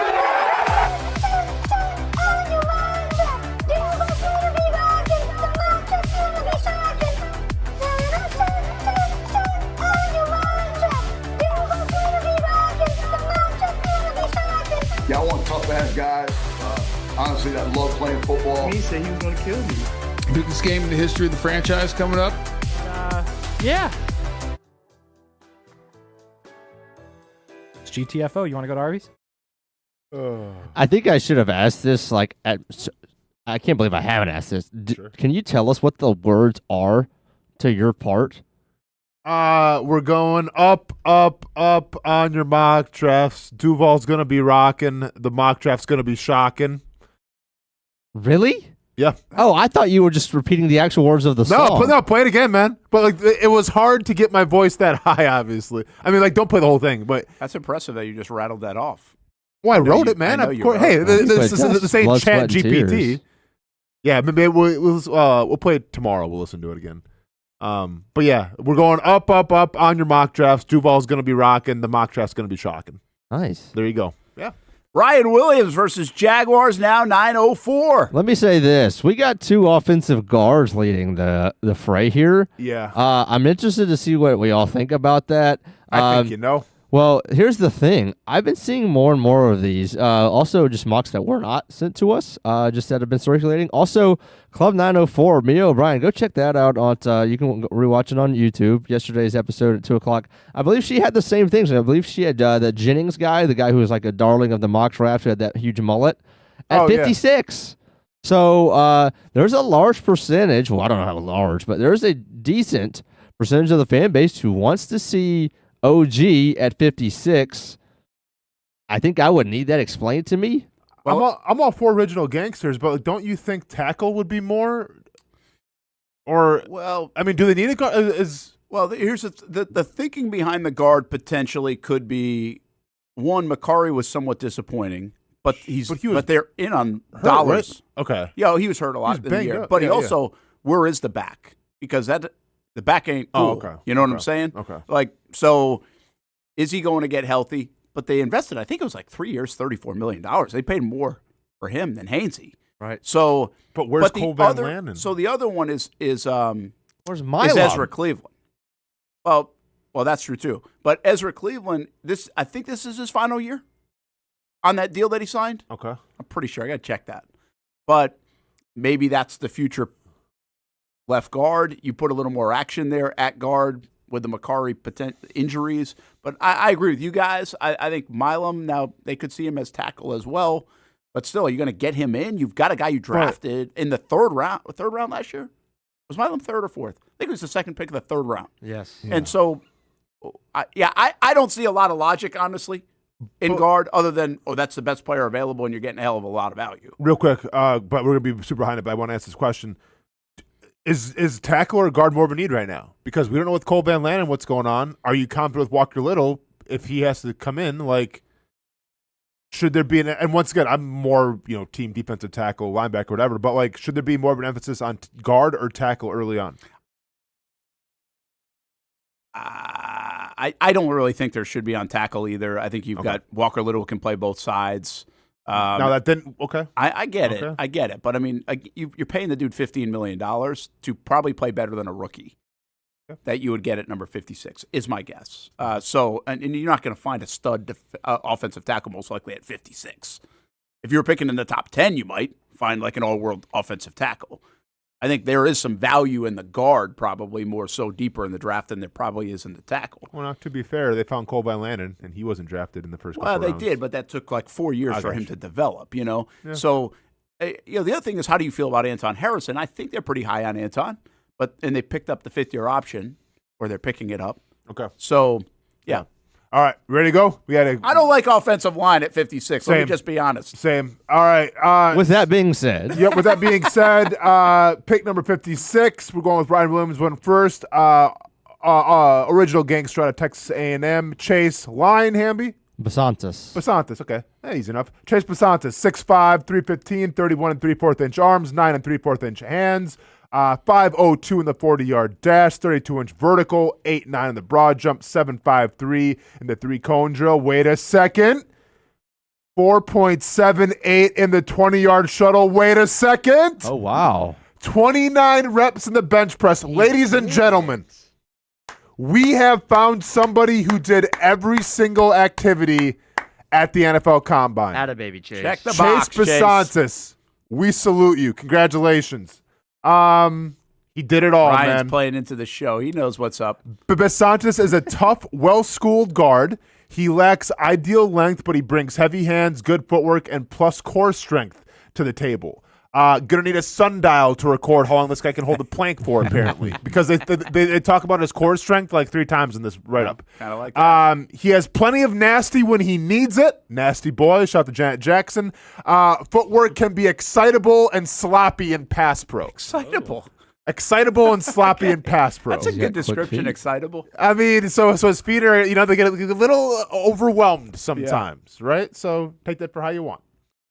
Next pick, it's Josiah Trotter or Josiah Trotter, pick number 81 out of Mizzou, linebacker. 6'2", 237, 32 1/4 inch arms, 10 1/4 inch hands, 27 reps on the bench press. He's got the physique. You didn't need to see him run, apparently. NFL comparison is Nick Bolton. I like Michael better, but not bad. Father Jeremiah was an FCS All-American. Linebacker at Stephen F. Austin was drafted 3rd round by Philadelphia in 1998, played 11 years, earning 4 Pro Bowl nods. And his brother Jeremiah Jr. was a 2-time All-American linebacker at Clemson and was drafted in the 5th round by the Philadelphia Eagles in 2024. So this guy, it said that he's got ascending inside. He's an ascending inside linebacker with NFL bloodlines and alpha energy. We do like the alphas on the Jaguars. Don't need no betas. Trotter's heavy hands allow him to fit and choke off gaps, but he's inconsistent in doing so. Of course. Yeah, Trotter's wiring and disruptive qualities make him easy to project as a productive, long-time starter in the middle, but a defense might need to protect him in coverage or just get him a coach camp defense that can, get him 6 interceptions a season because apparently that's what it, he's essentially Devin Lloyd, it sounds like. Yeah. Yeah. I like that. I like it's a different name. Yep. Oh, and by the way, keep the straight of Hamas clothes because this guy has oily hips and long strides allow him to elude blocks after pursuit. High cut frame with unorthodox. Is that the right straight name? Almost. Hamas? He was close enough. Hormuz? Hormuz. Missed it by that much. High cut frame with unorthodox build. And one NFL scout said he moves way better than most high cut linebackers. What does high cut mean? Like his inseam's crazy? Like he's like long legs? Okay. Maybe. Well, hey, okay. I don't know. He moves What way does high better. cut mean? We'll ask. Maybe we'll ask tomorrow. I'm gonna ask. He moves way better than most high cut linebackers. He's crafty for being a 2-year player, but he had a dad that played, so that makes sense. That's what one How is that irrelevant? That's what. How was that relevant? This is what one NFC national scout said. I'll say it one more time. He moves way better than most high cut linebackers. He's crafty for being a 2-year player, but he had a dad that played, so that makes sense. So I guess because he's kind of new to the game, but like his dad is a player, so like it's in the blood. I guess. Can't wait to see this write up on Ronan. Oh, I know, In right? like 12 years. He had a dad that played. We're only 7 years away, Brent. Move him up. I know. I don't know what. Move Yeah. him up the board. And Terrible that's from an math, NFC national scout, so probably from the Cardinals, something like that. I don't know. I'm sitting here in the Jags war room right now this week, a meeting, and I want to see the guy that says, "Can I see this on The Hunt?" Is that a new episode of The Hunt coming out like this week? Yeah. I think I'm like, tomorrow, I think. Oh my like God. this dude, man. His dad played. His dad played. Yeah. It's insane, man. I have no idea. I mean, and it didn't say like his dad was Lawrence Taylor. Like, maybe a little He bit was different. an FCS All-American. Yeah, but Hey, hold on now. but- He had 4 Pro Bowls though. That's pretty good. Come on. Oh, in the NFL? Yeah. Oh. I said that. Oh, I didn't hear that. He played 11 years, earning 4 Pro Bowls. Oh, my gosh. That's pretty good. Okay, that is good. That's much different. Yeah. But still, okay. Sorry, Ronan. You don't have any Pro Jeremiah Bowls. was good. You don't have any Pro Bowls at your luxury. You get a cup of coffee in the NFL and It's still a on the detour in board. the UFC. That's all you're getting. Sorry, man. All right, what do we got next? Line, Hamby? Davison Igbinosun. All right, Davison Igbinosun, pick number 88, cornerback out of Ohio State. There's a lot of people are very polarized on this guy. Yeah, very polarizing. I'm not going to lie. Totally skipped him. I wrote him down. I forgot to do the summary. Ham, you got anything? So this guy's physical. He's good in run defense. Okay. But this is like Mr. Penalty. Okay. He had a ton of penalties at Ohio State. Yep. Like anything through his way. Handsy.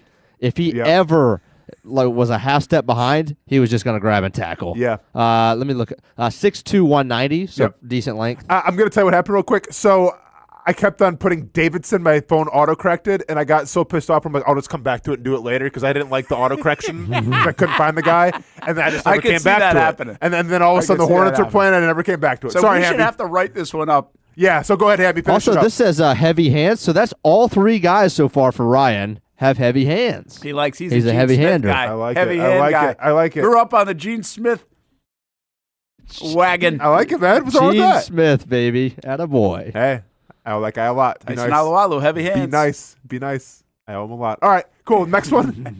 Yes, you do. All right, Darrell Jackson. Pick 100. Yeah, because I was probably going undrafted if I didn't have Gene Smith in my corner. Pick 100. At least that's what the guys from Detroit told me. Pick 100. Defensive tackle Darrell Jackson, Florida State. We've had him before. Yeah. 6'5 and a half, 315, 34 3/4 inch arms. He's got some big old mitts as well. Just call it 35. Though remember 3'5, 3'5, 11-inch hands.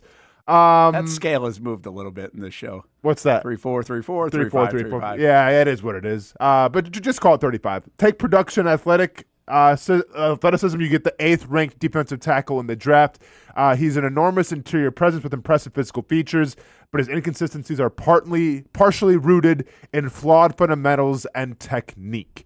And this is the write-up, he may never be a tree stump at the point, but he could see vast improvements in his shedding control with quicker hands and improved upper body power. Sounds like a project. 7'2" wingspan. Yeah, but I think Coach Camp's up for it, isn't he? Or not? Certainly. Yeah, okay. Next pick, Harold Perkins, linebacker, LSU, 233, 31 and 3/8 inch arms, 8 and 1/8 inch hands. Tiny hands. Tiny hands. 8 and 1 inch.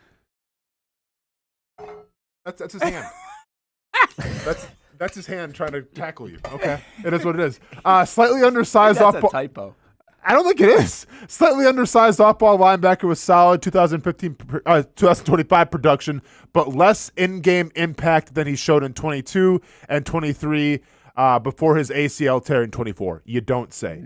Can still run, but lacks his previous explosiveness in closeouts and pursuit. Perkins is at best when he's deployed in a scheme that allows him to play free and attack the line as often as possible. Posted 35 tackles for loss, 17 sacks, and 8 forced fumbles in his 4 seasons.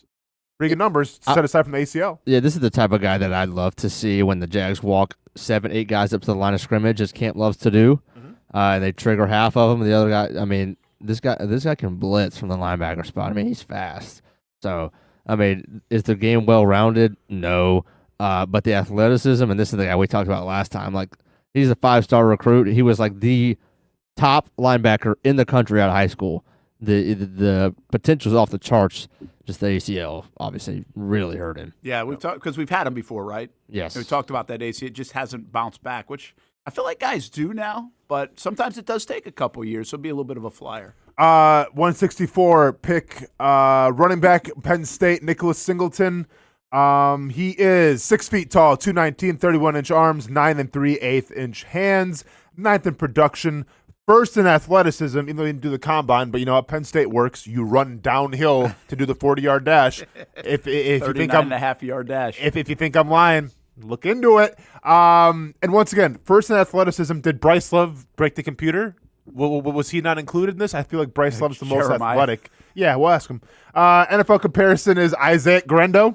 I've said it before. Finally, how many times you watched Jaguars games the past couple seasons and say, you know what we need in this backfield? An Isaiah Grendo. Yeah. He's well built with explosive speed, whose 2025 season was flat after a strong 24. Despite speed, had few explosive carries in 2025, is a suitable kick returner. Next pick, Dijon Stribling. Killed Dijon. Georgia. Absolutely killed Georgia. Really? Yes. Okay. I like Golly, he it. ate Well, us up. hey, I'm already a fan. 6'2", wide receiver out of Ole Miss. 6'2", 207, 31 5/8 inch arms, 10-inch hands. 10-inch hands. Good now. mitts. Yep. 4.36 in the 40, 36-inch vertical, 10.7 on the broad jump. Good initial acceleration in his routes. Pays attention to break routes off of crisp angles, and we love those crisp angles, Brent. Just like a brownie at the edge of the pan, right? No ooey gooey for us. Give us that crisp richness. That's what you're getting here with Dijon. Great Stribling. illustration there. Yeah, you like that. Leggy with a lack of separation. What is Leggy? Leggy is the new hip fluidity. It is. We haven't had a lot of hip stuff. No, but we got leggy nonstop. Leggy. I'll show you some legs.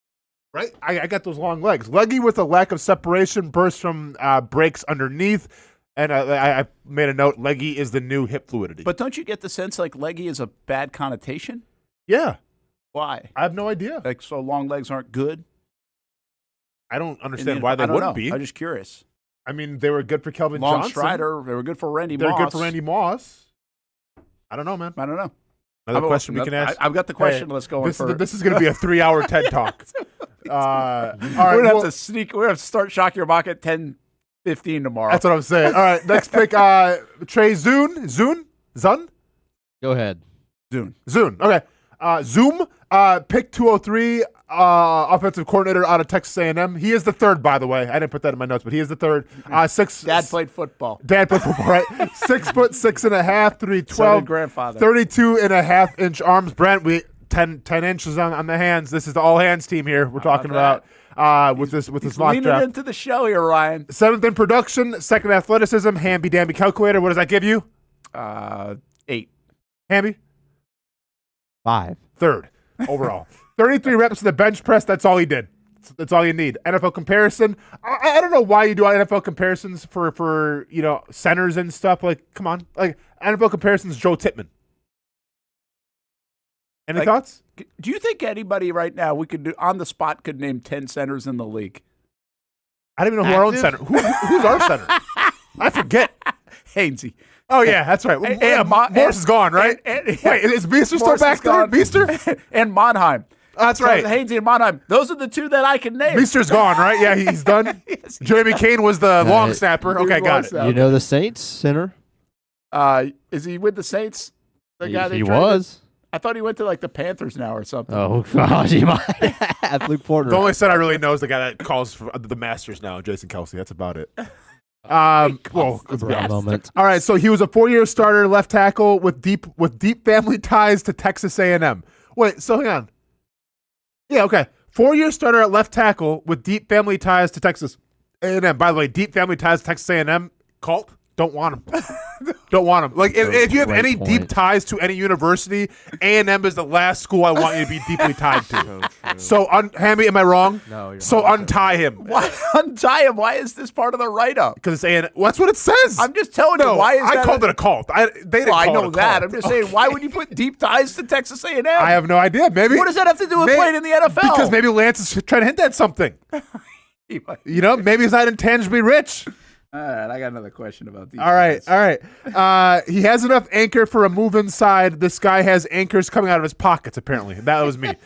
Keeps looking for someone to block until the whistle blows. You like that? Okay. He's looking for work. If he's not blocking someone on the field, maybe he's blocking somebody on social media. Like, he's that much of a blocker. We don't know. Oh, by the way, and here's the Shock Your Mock question of the day. How many people have you blocked, Brent? None. Hamby? None. So I blocked one back when I played, but that was more because it was like an advertising thing for like T-shirts, and I was tired of seeing it. Okay. But yeah, I've only blocked one. Okay. I enjoy the mute button though. Okay. Oh yeah, mute's much different. I'm new to the mute button in the last year and a half, and I use it quite a bit. All right, and last but not least, this guy is an average range in pass slides to patrol both A gaps. So maybe he's not going to work at TSA anytime soon, but that's all good. Probably working good for him. free anyway. Yeah. Seriously. What's up with TSA? Are we good with TSA now? They're good now. Oh, I'm getting ready to fly here Sunday. We're good? Yes. Okay. Because I haven't heard anything. Get there early. What's what I'm saying? Are we back to normalcy? Wrong guy to ask. Yes, I we're don't back pay to attention. normalcy. The 24-hour news cycle sometimes of things is just crazy to me. Remember, like airports were just, I was part of it. It's chaos. And now we're good. We're fine. All right, let's get one more here, then we have to go to break. Wonders, I guess. James Gladstone loves his well-balanced breakfast, Brent. Wakey, eggs, and Rashawn Benny. He has good length. Yep, got it. All right. He has good length and consistent entering into block battles. Semi-pause. On the flip side, he's not a true wide body and struggles to drop a sudden anchor when challenged by a downhill double team. Alliteration, wordplay, double team's good. a little bit of a pause. Yeah. This one has it all. I thought you'd use your breakfast analogy on Perkins. That's a good one too. But I don't know Perkins is Perkins national? Because I would say because we know what Perkins is. Do they know what Perkins is national? It's national? Okay. I didn't know. Where's one around here? Ponderosa Steakhouse, is that national? I think it is. Okay. Adequate lateral foot quickness to challenge an edge as a rusher. He processes strength and length to quickly shed blocks, average mass only 1 season as a full-time starter, and he's got trouble finding his anchor against double teams. I'm not sure how you lose an anchor. I can see a chin strap. I can see gloves. Anchors are kind of hard to lose, so we don't like that, Brent. Bring your butt, baby. Bring your butt. All right, we got to get to a break, yeah? I would say? Okay. What's the Brazilian butt thing? BBL? BBL. BBL? Yeah. I've seen so many of those since we BBL Drizzy? unveiled exactly what that was. They're catching my attention. Where now. are you seeing them, Brent? I just have run into them, it feels like, in the last couple of years. Hamby, I don't even know what to say about Hamby, that. hit the button, huh? Hey, Ryan Williams, which one of your draft folks are going to sell the most at Palm Beach Autographs? Ooh. Who's going to be the stud of the class? Because you ain't selling a guard. What about Maybe George Trotter? Gums Jr. from Florida? That might be a pretty good pick at 240, actually. George Gums? Yeah. Is it Gums? It is Gums. All right. We'll break, come back, finish off Shock Your Mock on a Wednesday with Jaguars now, 9:04. Ronan's burner, actually. Nimnicht is synonymous with Jacksonville, and now in 2026, Nimnicht is celebrating 85 Welcome years back of to the partnership Brent and with Austin you. Show, Longevity streaming equals on trust. the Action We Sports want a Jax partner with 24/7 trust. network. Thousands of vehicles sold, generations of families, all part of the Nimnicht family of dealerships. My family has been part of the Nimnicht family for almost 20 of those 85 years, and I've told you about all the different vehicles that we've purchased.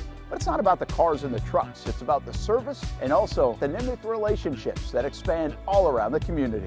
Congratulations to Jordan Matthews, our committed to the uncommitted player of the year. Nobody but Nimnicht. They are there for you and your causes, your car buying experience, and they are there for you 24 hours a day at NimnichtBuickGMC.com. Experience professional grade with big inventory and even bigger savings. And Jacksonville's only Car Bravo certified dealership. Nobody but Nimnicht for 85 years. This milestone belongs to you, Jacksonville.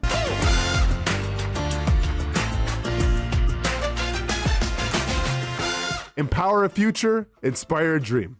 It's a bold but simple mission for the Jacksonville Police Athletic League known as Jax PAL. Help the next generation of kids in Jacksonville shape a brighter future. Their after-school programs, teenage leadership programs. There's community outreach. This has been just an awesome opportunity to be out here with my colleagues and do something good for the community. It's really been an interesting opportunity to just see everybody work together in a way that we don't normally in the office. And there's sports.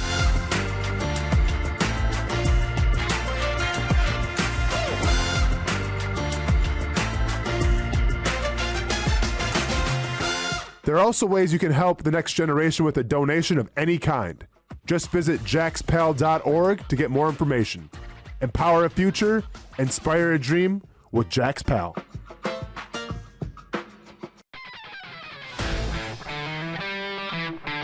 Hey guys, we got a new player today. I hear he's pretty good.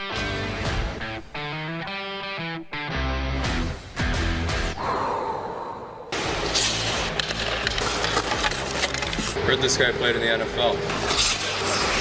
I think he's an MMA fighter. I've actually been on his show, the Brent and Austin show. Football and fighting, that's the easy part. Let's see if I still have it on the ice.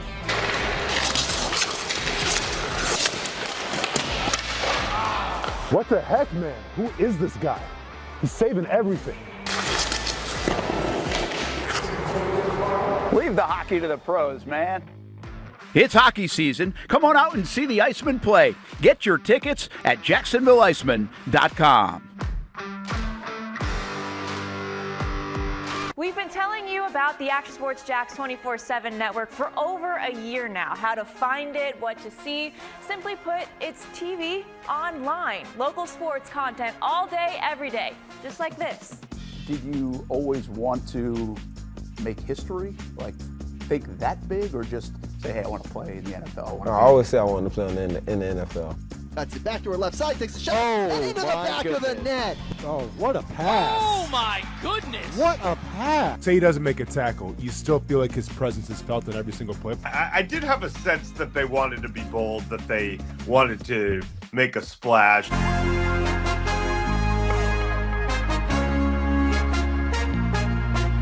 It's content content you won't find on TV. Find it on actionsportsjax.com and just sit back and watch local sports all day on the Action Sports Jax 24/7 network. Most of us know how to throw.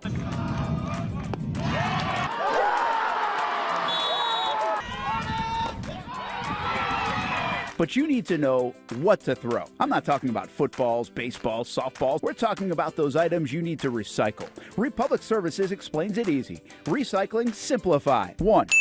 Know what to throw. When in doubt, throw it out. 2. Empty, clean, and dry those materials. It takes an extra minute, but it makes a big difference. And 3. Don't bag it.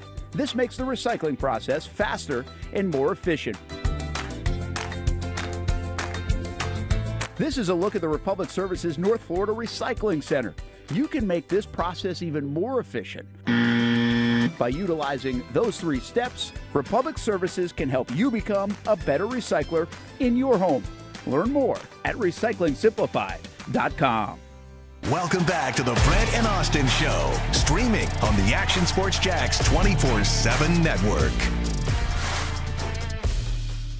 Life is not important except in the impact it has on other lives. And Jackie Robinson, to me, is one of the coolest athletes of all time. And if obviously very well celebrated and rightfully so, more in recent years than yesteryears. But if you have never seen 42 or read more on Jackie Robinson, I always think it's kind of cool. Like my kids are born on this day, is Jackie Robinson Day around Major League Baseball.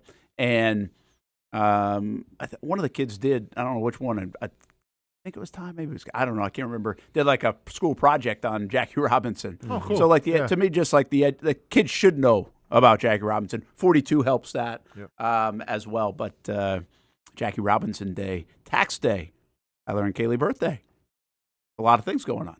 Oh. Not for everybody else. Are they still wearing like the 42? All the baseball teams wear 42 today? I think they will today. Yep. Hamby, right? They do. And it's obviously it's still retired around the league. Mm-hmm. And I feel like I've seen in recent years some of the minor league ballparks have it retired. I don't think all of them have it retired, but I feel like I've seen that.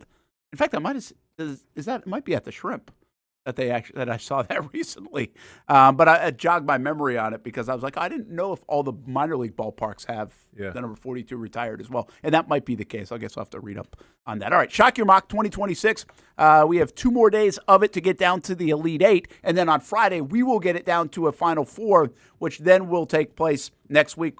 Obviously, it'll lead right into Draft Day 2026, which really doesn't start until Friday for the Jacksonville Jaguars. But we've got the breakdown coming up throughout the next week or so. So let's get after it. We've got Jaguars now 9:04. All right, let's get it, man. So Jaguars 9:04. I thought this might have been Ronan's burner simply because we got a couple Oregon guys in here, and we have an offensive guard from Oregon starting things off a little bit. So let's go with Emmanuel Pregnon. I think I got that one right. I've watched him play enough, so I should get that name right. 6'4", 314, 33 5/8 inch arms, 11-inch hands. Dude's got some mitts, Brent. He was first in production, 9th in athleticism, hamby-damby calculators. What do we get? 3rd. 6th. 1st. Ooh. Yeah, that's our first number 1. Yeah. Once again, I guess athleticism doesn't mean that much. What are the numbers again? First in production, 9th in athleticism. First overall. 5.21 in the 40-yard dash, 35-inch vertical, 9.3 on the broad jump. NFL comparison, doesn't really matter. If it's not Quentin Nelson at guard, who cares? we haven't heard of him. Kevin Dotson, by the way, in case you were curious. Brent, you know him? No, because I was thinking Jahan. Okay, I could check that. Hamby, anything with Kevin Dotson? Nope. Yeah, exactly. I was like, I've heard of a Dotson. Oh, exactly. Wait, that's Jahan Dotson. Or a car. Yep. He'll get beat to first. I bet he hasn't heard of that. Probably not. Or a Did dog. You know that was a car? Or a dog. Nope. Isn't it Dotson a car? Dachshund. A dachshund. I keep missing it by that much, man. Yeah, all right. He'll get beat to first contact, but usually reclaims the rep using well-placed hands. A broad base and upper body power to displace and finish with authority. He is the Eric Cartman of offensive guards. Respect his authority. Broad build with excellent lean muscle mass, long arms, and huge hands.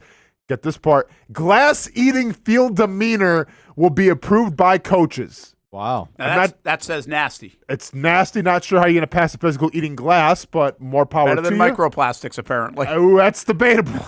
Lacks ideal initial quickness. Liv, you on that microplastic stuff? You know what's going on? Oh, yeah, she knows. Of course she knows. Lacks ideal. Hey, she cares about her health. I appreciate it. Lacks ideal initial quickness in the neutral zone. One scout said he's older, stronger, and more pro-ready than most you have in this class. He's high floor and can step in for you tomorrow at left guard. Well, pretty good. Yeah, not bad. Next pick. We've had this one actually yesterday. This could be Hamby's burner again. Oscar Delp. It's in a better spot. Better spot. But is he, though? 6'5", 245, 31 5/8 inch arms, 9.5 inch hands. Second athleticism. Once again, there's like 25 guys that are second athleticism at tight end, I feel like. It's a bucket. It's a bucket. 14th in production. Use our Hamby dandy calculators, and we get 4th tight end overall. No NFL comparison, though. Draft projection is 3rd or 4th round, so he falls into this mold. Good forward lean acceleration into his routes. Uses choppy settle steps and good hand strikes into those base blocks.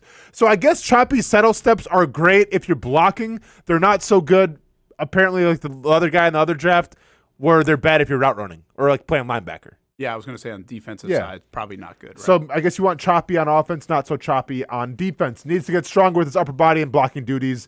Not a great blocker. This is going to be the Dwami Brown legacy pick. Next pick. Where are we at? Oh, yeah. Dominic Orange. Let me bring it up real quick. This is for Hamby. Scurvy, a disease caused by a severe prolonged deficiency of vitamin C, in quotations, ascorbic acid in the diet, typically developing after at least 3 months of inadequate intake of vitamin C. Oranges have enough vitamin C. 1 orange has enough for your daily intake. Enter Dominique Orange. So if there was confusion yesterday when I was talking like a pirate saying scurvy, James Gladstone needs some Dominic Orange, now you know why. Now I got Are we good? Scurvy. Hamby, we good? I got it. Hamby, this is for you and nobody else. Okay, got it. Need lots of weed to get rid of it. Brent? Y'all know that video? Nope. Scurvy, rickets, consumptions. Nope. Key and Peele. Oh, okay, got you. That was pretty good. You rolled off enough hints, I guess. Could have kept going for me. But. Yeah, man. Okay. 6'2", 322, 33 3/8 inch arms, 10 and 1/4 inch hands. Big hands, we like to see it. 23rd in production, 8th in athleticism. You guys want to check? Well, we had this yesterday. 13th. Supposed to remember? Yeah, probably not. Ninth. 15th. 15th. Third team all Big 12. Started all 12 games. He had 18 tackles, a half a tackle for loss, and a pass breakup, and that's why you're in the Big 12. Orange is a sturdy nose tackle capable of muddying the middle of the field and his first step quickness to take on power. Orange is a non-factor as a pass rusher, but his value versus the run should attract some teams. He's been a non-factor as a pass rusher, so not not nice they had to say it twice. Yeah, they said it a couple times. Can't get after the quarterback. We get it. All right, next pick. That's why we want him. That was an A grade, though. Yep. The next pick, this isn't my son because he picked a Washington player. He can't stand Washington. Hates Washington, huh? Well, because Oregon. I get it. You know how few people hate Washington. Yeah, it's a cool spot. The university, though, is, whatever. This is a D+ pick, by the way, so I don't know what you want to say about that. But Takaro Davis, 6'4". Cornerback. Wow, that's big. 194, 33 3/8 inch arms, 9 and 1/4 inch hands, ran a 4.41, 37 inch vertical, 10.3 in the broad jump. So what are we missing here, Brent? All right, well, he missed some time last year with the rib and hamstring issues. Say what? It's too tall. Too tall. Yeah, maybe. Missed some time last year with rib and hamstring issues. NFL comparison is Nathan Wright. Davis is more disruptive than productive. Which sounds a lot like me in 8th grade at my parent-teacher conference. NFL staff should be able to coax more consistent run support from him. Impossible to throw over him when he's in a phase downfield. Athletic but struggles guarding multiple breaking routes. Inconsistent body control as a tackler. Next pick. By the way, I'm trying to look up tall corners. Like 6'4" is tall.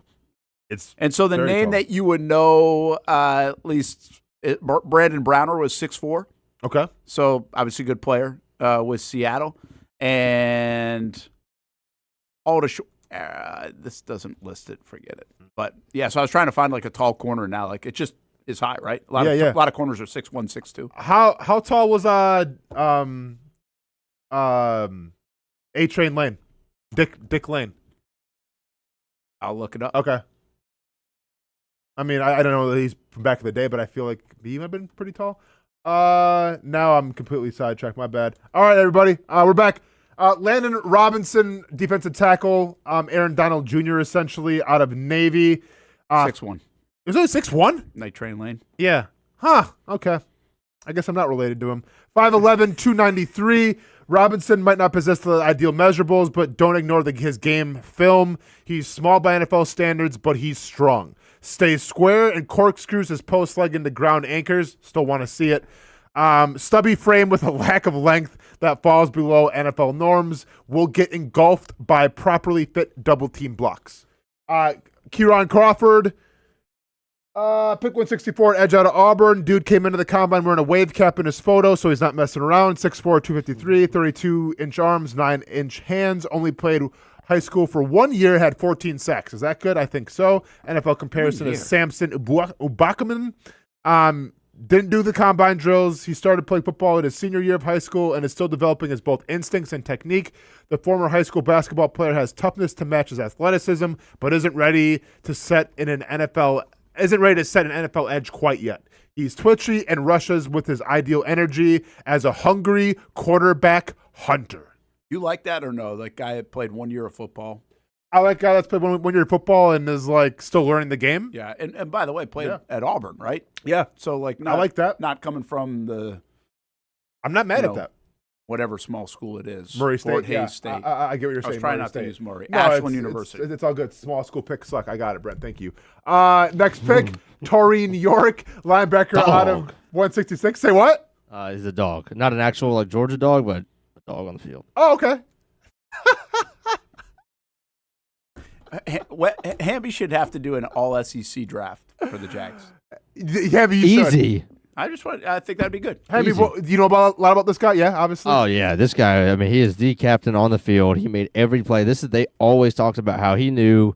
I mean, the amount of film that he watched. He made up for his athleticism and his lack of height with film study. They seem to love him because his NFL comparisons Ivan Pace. I mean, oh gosh, well that's a hefty. There's a guy named Ivan in the NFL.